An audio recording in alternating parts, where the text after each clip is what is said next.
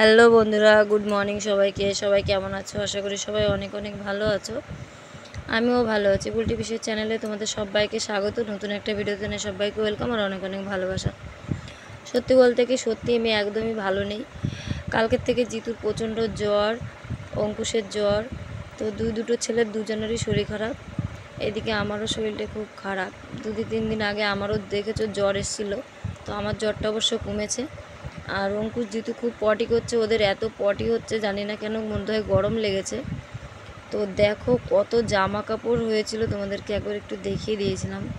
তো সেই জামা কাপড়গুলোই অর্ধেক জামা কাপড় অঙ্কুশ পটি করেছে, সব জামা মানে বিছানার চাদরে, কাঁথায়, বালিশের ওয়ারেও ভরেছে। তাই বিছানার চাদর, বালিশের ওয়ার এগুলো সব নিলাম।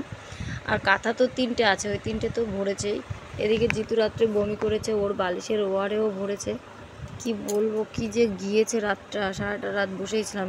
একটু যে ঘুম পায় জিতু তখনই বলে মা পটি পেয়েছে, আবার ঘুমায় মা পটি পেয়েছে।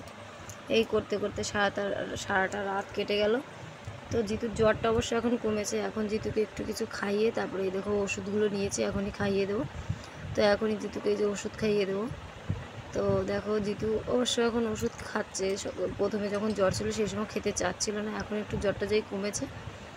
আরও ও বড়ি ওষুধগুলোটা খুব ভালোই খায়, লিকুইড ওষুধটা একটু খেতে কেমন কেমন করে। তারপরে এই দেখো অঙ্কুশের জন্য 1 চামচ খাবার বানাচ্ছি। দেখো দেখে হয়তো তোমরা বুঝতেই পারছো এটাই খাবে কি আমি জানি না, ও কিছুতেই ওকে খাওয়াতে পারি না। তারপরে ভাত বসিয়েছি আর ফ্রিজ থেকে মাছটা বের করে জলে রেখেছি ঠান্ডা হওয়ার জন্য। আর এটা কুলেখাড়া শাক, এটা রান্না হবে। আর কি যে রান্না করবো, এখনও সবজি কাটিনি। তো উচ্ছে আলু দিয়ে রান্না করার ইচ্ছা আছে। তারপরে দেখো ওকে সবে 1 চামচ খাবার গালে দিয়েছে আর ও কেমন কান্না করছে।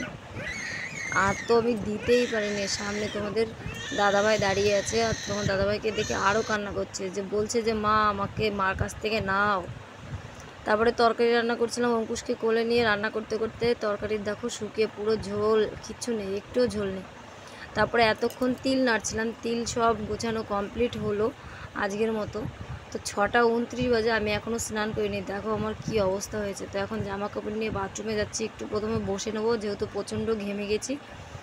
তারপরে একবারে সন্ধ্যাও লেগে গেছে। তারপরে আজকে পুজো তো দেওয়া হয়নি, একবারে সন্ধ্যা দিয়ে দিয়েছি। দেখো সবে স্নান করে এসছে আর আমার মুখ চোখের অবস্থা দেখে তোমরা হয়তো বুঝতেই পারছো।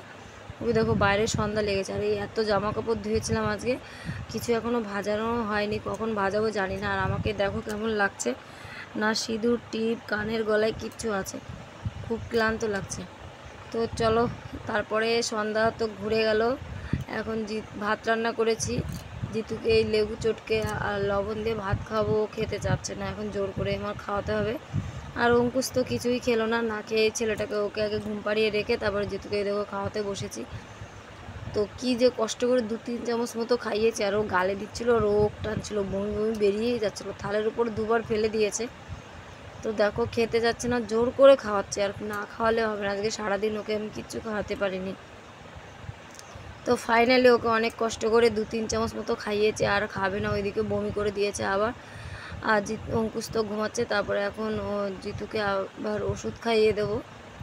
তো চলো থালাটা রেখে আসি, তারপরে ওবার ওষুধ খাওয়াবো। তো জামা কাপড় কটা আজকে আর ভাঁজ করতে পারলাম না। আর এখন জিতুকে ওষুধ খাওয়াবো। জিতুর আবার পেটে ব্যথা করছে, বলছে আমার ভালো লাগছে না। আমি বলছি ওষুধটা খেয়ে চুপ করে ঘুমিয়ে পড়ো। তো জিতুকে ওষুধ খাইয়ে ঘুম পাড়িয়ে দিয়েছি। তো বন্ধুরা বাই, আজকের মতো এই অবধি।